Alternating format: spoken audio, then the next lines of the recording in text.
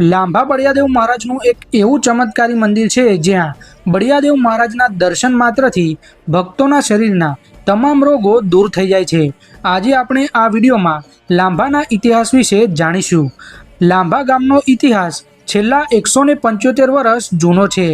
આજથી લગભગ 100 વર્ષો પહેલા લાંભા ગામમાં ભારે વરસાદ પડ્યો હતો, ત્યારે ગામના બધા જ નાના બાળકોને કફ, અછબડા, ઉધરસ જેવી ઘણી બીમારીઓ થઈ ગઈ હતી। આ બીમારીને દૂર કરવા માટે ખેડાભાઈ છગનભાઈ પટેલ અને પુરુષોત્તમભાઈ શંભુભાઈ પટેલે એક લીમડાના ઝાડના નીચે બળિયાદેવ મહારાજની મૂર્તિ મૂકીને પૂજા કરી હતી અને બધા બાળકો માટે માનતા રાખી હતી અને માનતા પૂરી પણ થઈ હતી અને બધા જ બાળકો સાજા થઈ ગયા હતા।